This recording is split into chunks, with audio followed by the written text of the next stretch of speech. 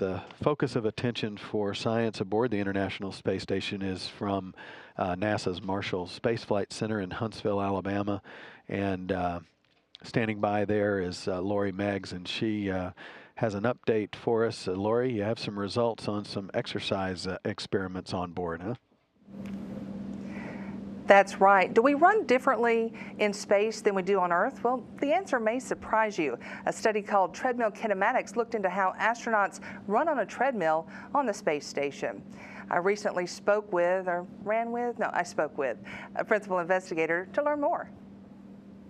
The idea behind the study was to collect motion capture and ground reaction force data from astronauts as they exercise on the space station in order for us to be able to quantify these and then compare those motions to how they're performed on Earth. So how did it actually work on station? It was very simple, actually. All we wanted to do was capture data during an actual exercise session for the astronauts. We collected data 6 times from each of our subjects, and essentially all they did was place a video camera up to view the side while they performed their exercise. And the treadmill that's on the space station automatically captures the ground reaction force data. So we would downlink the video data, downlink the ground reaction force data, and then we would start computing what the peak forces were and what the joint motion patterns were. So it's very straightforward. How many subjects did you end up with? We had 8 subjects, 7 males and 1 female. So tell me, do we have results yet? We do have results. There's a couple things that are very interesting. First is that the running style or the running motion that we use in space is pretty much the exact same running motion that we use on the ground.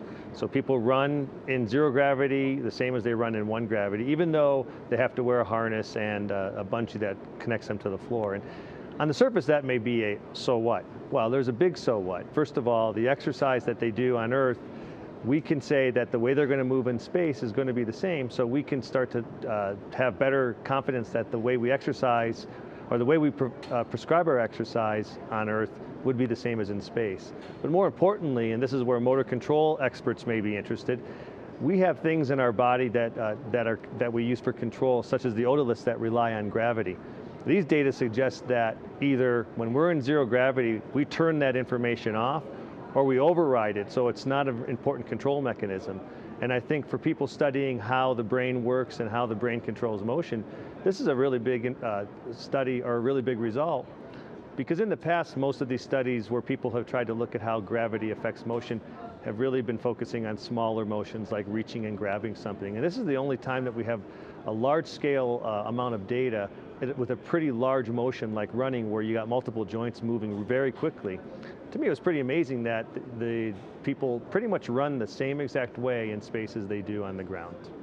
What are the Earth applications for this experiment? We had to collect some pretty sophisticated data in a very difficult location, and we developed some ways using single camera video and then being able to convert that data into the coordinates that we could compute joint angles with.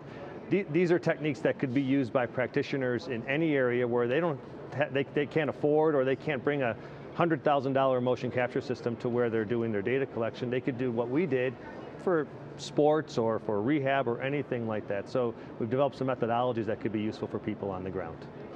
Anything else you want to say about it? Yeah, the ground reaction force data, that's the other part. This is what's really important for the exercise efficiency. What we find is that the exercise forces that you get in 0G are much less than in 1G, but they increase with speed.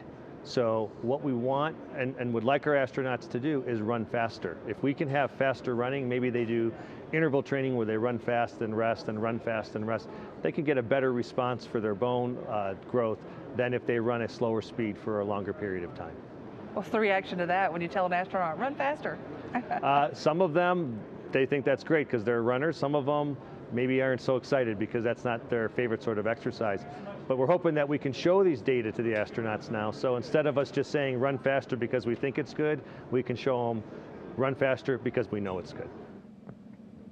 And if you'd like to find out more about this and other human research investigations, go to nasa.gov/station. We have an astronaut there at the helm today, Payload Operations Director TJ Creamer, directing the team of flight controllers here, busy at work on a Friday.